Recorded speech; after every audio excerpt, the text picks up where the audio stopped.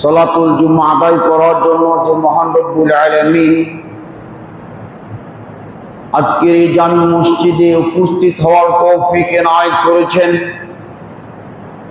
সেই মহান মাবুদের শুকরিয়া জ্ঞাপন করি আলহামদুলিল্লাহ। অতঃপর দুরূদ ও সালাম বর্ষিত হোক ইমামুল কিবলাতাইন, মাহশর মাঠে যিনি সর্বপ্রথম সুপারিশের অনুমতি পাবেন, তিনি হচ্ছেন জনাবে মুহাম্মদ রাসূলুল্লাহ সাল্লাল্লাহু আলাইহি সাল্লামের প্রতি আল্লাহুম্মা সাল্লি আলাইহি আল্লাহুম্মা বারিক আলাইহি। খুতবার আলোচ্য বিষয় হচ্ছে আল্লাহ ও তার রাসূলের আনুগত্য করা। আল্লাহ তাবারক ওয়া তাআলা জিন জাতি এবং মানুষ জাতিকে সৃষ্টি করেছেন তার দাসত্ব করার জন্য, অর্থাৎ আল্লাহ তাবারক ওয়া তাআলার আদেশ এবং নিষেধগুলি মান্য করা। আল্লাহ তাবারক ওয়া তাআলা যুগে যুগে নবী এবং রাসূল প্রেরণ করেছেন, তারা রাহবার হিসাবে, পথ প্রদর্শক হিসাবে, হাদি হিসাবে নিজ জাতিকে তারা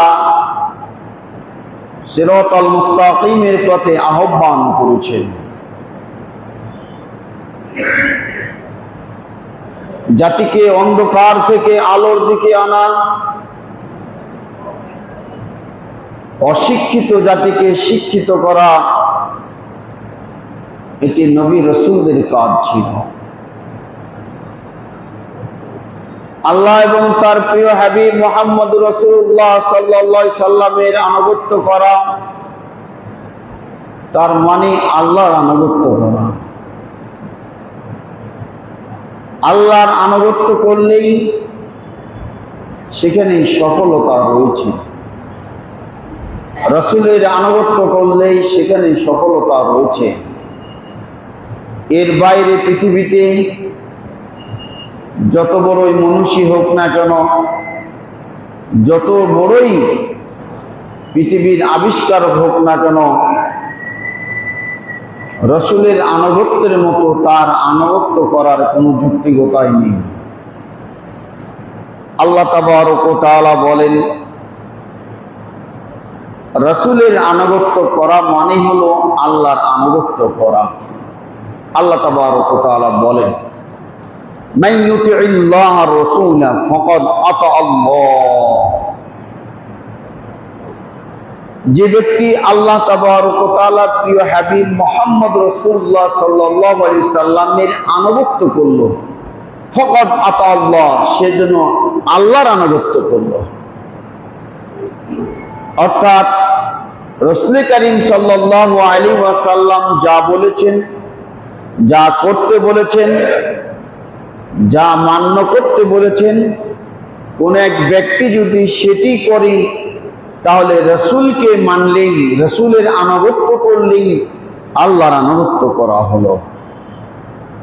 এরপরে আল্লাহ তাবারক ওয়া তাআলা অন্য জায়গায় বলেন, ওয়া মা আরসালনা মিন রাসূলিন লিইউতা বিইذনিল্লাহ, যে আল্লাহ এবং তার রাসূলের, যারা আমি যে সমস্ত রাসূল প্রেরণ করেছি, মিন রাসূলিন লিইউতা আল্লাহ বিইذনি, যে আল্লাহ তাবারক ওয়া তাআলা রাসূলের আনুগত্য করলেই, তা মান্য করলেই, এটি আল্লাহর নির্দেশেই মান্য করা হয়। অর্থাৎ আল্লাহ নির্দেশ দিয়েছেন বিধায় রাসূল বলেছেন যে তোমরা আমাকে অনুসরণ করো, তাহলে আল্লাহকে অনুসরণ করা হবে।